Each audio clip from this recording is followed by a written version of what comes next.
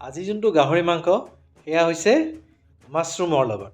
আৰু মাছৰুমৰ লগত যিহেতু গাহৰি মাংস খুব কম বনায় মানুহে, যিসকলে খোৱা নাই তেখেতসকলৰ কাৰণে টেষ্টটো একেবাৰে ইউনিক হ'ব। গতিকে দেৰি নকৰোঁ, আহক একেলগে বনাওঁ। প্ৰথমতে মাংসখিনি মই নকটাকৈ লৈ আহিছোঁ, এনেকৈ পিচ ডাঙৰ ডাঙৰ 2 পিচ ধুনীয়াকৈ ধুই লৈছোঁ। ধুই পেলাই তাৰপাছত এয়া মাছৰুমো আনিছোঁ, অয়েষ্টাৰ মাছৰুম, একেবাৰে ফ্ৰেছ মাছৰুম ওচৰতে পায়। বঢ়িয়াকৈ ধুই লৈছোঁ, ধুই পেলাই এনেকৈ সৰু সৰুকৈ কাটি ৰেডি কৰি ৰাখিছোঁ আৰু। কিন্তু প্ৰথমতে মাংসখিনি বইল কৰিব লাগিব। এইটোতো আৰু সদায় বইল কৰিব আপোনালোকে, যিহেতু গাহৰি মাংস খোৱা, কিন্তু খাওঁতে বইলটো কৰিবই লাগে, এইটো কিন্তু মাষ্ট। লগতে মই দি দিছোঁ কেইটামান শুকান জলকীয়া, ভালদৰে 3টামান চিটি মাৰিলেও হৈ যায়। মাংসটো কিন্তু আপোনালোকে বইল কৰিব। এয়া ৰেডি কৰি ল'লোঁ। বিলাহী, মাছৰুম, কেপচিকাম আৰু পিঁয়াজ আৰু আদা নহৰু ৰাখি থৈছোঁ। এয়া বইল হৈ গ'ল মাংসখিনি। এতিয়া এই শুকান জলকীয়াখিনি উলিয়াই লৈছোঁ, পিচিব লাগিব খুন্দনাত। পিচিম মানে খুন্দিম আৰু, দেখাই আছোঁ কেনেকৈ খুন্দিম। প্ৰথমতে মাংসখিনি পিচ কৰি লওঁ। মই হাড্ডিকেইটা উলিয়াই ল'লোঁ। হাড্ডিকেইটা থাকিলে কাটিবৰ কাৰণে অসুবিধা হয়। বইল কৰি পেলাই হাড্ডিকেইটা উলিয়াই লৈছোঁ আৰু এনেকৈ ধুনীয়াকৈ পিচ কৰি লৈছোঁ। এতিয়া এইখিনিত অলপমান নিমখ দি পেলাই ধুনীয়াকৈ খুন্দিম। কালাৰটো বৰ ধুনীয়া হ'ব। ইয়াতে এক্সট্ৰা কালাৰ দিব দৰকাৰ নাই, কাশ্মীৰী জলকীয়াও দৰকাৰ নাই আৰু জলকীয়া গুড়িও দৰকাৰ নাই। এইখিনি জ্বলাও হ'ব, কালাৰো হ'ব, মজা। আৰু এয়া আদা নহৰু খুন্দি লৈছোঁ, আৰু মাছৰুম, কেপচিকাম, গাহৰি মাংস ৰেডি, আৰু পিঁয়াজো কাটি ল'লোঁ। গতিকে আৰম্ভ কৰি দিওঁ, আহক। ভাজিব লাগিব এতিয়া। অলপমান তেল দিম, মিঠাতেল। ধুনীয়াকৈ প্ৰথমতে মাংসখিনি ভাজি ল'ম।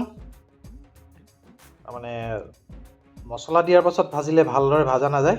ইয়াৰ পৰা অলপমান তেল ওলালেও ভাল লাগে, তেলখিনি বাঢ়িব। নহ'লে মছলা থাকিলে তেলখিনি গাহৰি মাংসৰ তেলটো নোলায়। মানে ভাজোঁতে অলপমান তেল ওলাই গ'লে পিছলৈ গ্ৰেভিটো বৰ ধুনীয়া হয়। পিঁয়াজো দি দিছোঁ, এটা ডাঙৰ পিঁয়াজ, বৰ এটা সৰু সৰু পিচ কৰা নাই, মিডিয়াম চাইজৰ পিচ কৰি পেলাই দি দিছোঁ। পিঁয়াজ বেছিও দিয়া নাই। বেছি পিঁয়াজ দিলে ইয়াৰ যোনটো গাহৰি যোনটো কি ক'ম, সোৱাদটো, অৰিজিনেল সোৱাদটো নাহে। একেবাৰে ৰেষ্টুৰেণ্ট ষ্টাইল হৈ যায়গৈ লাষ্টত, মিঠা মিঠা হৈ যায় যে। আদা নহৰু দি দিছোঁ, অলপ দেৰিকৈ দিছোঁ, কিন্তু প্ৰথমতে মই গাহৰি মাংসখিনিহে ভাজি লৈছোঁ। তাৰপাছত পিঁয়াজ অলপ সময় ভজাৰ পাছত তাৰপাছত আদা নহৰু। এতিয়া ধুনীয়াকৈ ভাজিম। মোটামুটি 2-3 মিনিট ভজাৰ পাছত, আদা নহৰু ভালদৰে ভজা হোৱাৰ পাছত আৰু বিলাহীখিনি দি দিছোঁ। বিলাহীও মই সৰু সৰু 2টা লৈছোঁ। বিলাহী আৰু পিঁয়াজ অলপ কমকৈ দিয়াই ভাল এইটো ৰেচিপিত। বৰ বেছি বিলাহী পিঁয়াজ দিলে ভাল নালাগে। নিমখ দি দিছোঁ অলপমান। নিমখটো পিছত মই আৰু অলপ টেষ্ট কৰি পেলাই দি দিম যিমান লাগে। এতিয়া মাছৰুমখিনি দি দিছোঁ। মাছৰুমৰ লগত মাংসখিনি বঢ়িয়াকৈ ভাজিম। এতিয়া পানী চানী নিদিওঁ আৰু, মাছৰুমৰ পৰা যিহেতু পানীখিনি ওলাব।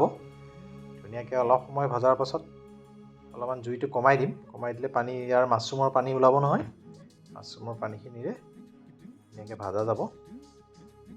এনেকৈ অলপ সময় ভাজিব লাগিব। আদা নহৰুখিনি দিয়াই আছে বাৰু। এতিয়া দিব লাগিব অলপ পাছত বাকী মছলাখিনি। পানী ওলাইছে দেখিছে না? ধুনীয়াকৈ পানীখিনি ওলাই পেলাই এইখিনি তাৰ মাজতেই পানীখিনিতে মাছৰুমখিনি ধুনীয়াকৈ সিজি যাব আৰু।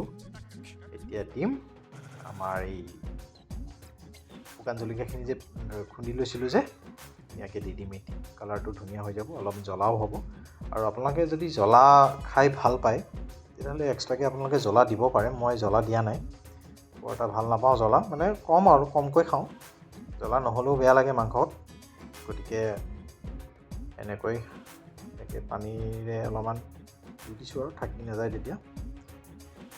এতিয়া অলপ সময় ভালদৰে ভাজিব লাগিব। পানীখিনি শুকাই দিম।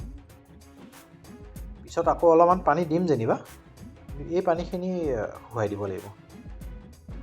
এতিয়া দিম হালধি, তাৰপাছত দিম ধনিয়া গুড়ি আৰু জিৰাৰ গুড়ি। এনেকৈ হিচাপত দি দিছোঁ। বৰ বেছি দিয়া নাই। মছলাটো কমকৈ দিব লাগে গাহৰি মাংসত, তেতিয়াহে আচল গাহৰিৰ সোৱাদটো আহে। অলপমান গৰম মছলা দি দিছোঁ। আচলতে গাহৰিত আমাৰ অসমত গৰম মছলা এনেকুৱা বেছি মছলা পাতি নচলে, কিন্তু এইটোত আপুনি অলপমান দিব লাগিব যিহেতু মাছৰুম আছে লগতে, গতিকে সোৱাদটো অলপো ডিফাৰেঞ্চ নাপায়, খুবেই সোৱাদ হ'ব। অলপমান ঢাকি দিছোঁ মাছৰুমখিনি ভালদৰে সিজিবলৈ। এয়া দেখিছেনে পানীখিনি শুহি গ'ল। ইয়াৰ এটা যোনটো সোৱাদ হ'ব ন, এতিয়াই আপোনাৰ মানে বহুতেতো এইখিনি সময়তে খাব পাৰে। তাৰমানে মই ইয়াতে যেনিবা অলপমান পানী দিম যেনিবা, কিন্তু পানী নিদিয়াকৈ এইখিনি যে বহুত সোৱাদ হয়, বুজি পাইছেনে কথাটো? পানী নিদি পেলাই যদি খাব বিচাৰে তেতিয়াহ'লে এতিয়া উঠাই দিব পাৰে। এতিয়া মই এই যে দীঘল দীঘল কেপচিকাম, কেপচিকাম বুলিয়ে কয় নে কি নাজানো আৰু, কেপচিকামেই হয় চাগে এইকেইটা। এই গোলটোহে সাধাৰণতে কেপচিকাম কোৱা বুলি জানো আৰু, কিন্তু এইটো মই ধুনীয়াকৈ দীঘল দীঘলকৈ মাজেদি ফালি গুটিখিনি আঁতৰাই ভাজি ল'লোঁ। এতিয়া একদম কম পৰিমাণে পানী দি দিছোঁ। কি হ'ব, মছলাখিনি ভালদৰে মিক্স হ'ব। পানীখিনি নিদিলে ইয়াৰ মছলাখিনি, যিহেতু মছলা মানে শেষত দিয়া যোনখিনি আদা নহৰু আপোনাৰ কি দিছিলোঁ জানো, এয়া হালধি জিৰা ধনিয়াখিনি, এইখিনি ভালদৰে মিক্স হৈ যাব এতিয়া। দেখিছেনে পানী বেছি দিয়া নাই আৰু গোটা হৈ গৈছে পানীখিনি, জোলখিনি হৈ গ'ল আৰু মোটামুটি। খাবলৈ সোৱাদ হ'ব নহয়, কি ক'ম। এইখিনি আপোনাৰ আৰু মাছৰুমখিনিও তামাম সোৱাদ হৈ যায়। মই ক'লোঁ নহয় মানে মাছৰুমৰ সোৱাদটো মানে মজা পাব। এয়া অলপমান কেঁচা ধনিয়া দি দিছোঁ, হৈ গ'ল আৰু। এতিয়া আৰু আপুনি খোৱাহে কথা আৰু। দেখিছে নাই কি ধুনীয়া লাগিছে। এতিয়া কেমেৰাত বা কেনেকুৱা আহিছে নাজানো, কিন্তু কি ক'ম আৰু, খুব ধুনীয়া, দেখাতো ধুনীয়া হৈছে আৰু আপোনাৰ আৰু খাবলৈও বহুত সোৱাদ হৈছে। তাৰমানে ইয়াৰে মাছৰুমৰ যোনটো সোৱাদ সেইটোও আহি গৈছে মাংসৰ লগত। গতিকে এবাৰ ট্ৰাই কৰি চাব, আৰু ভিডিঅ'টো যদি ভাল লাগিছে প্লিজ কমেণ্ট এটা কৰি জনাব আমাক, ভাল লাগিব মনটো। গতিকে আজিলৈ আহোঁ, টেক কেয়াৰ, বাই বাই।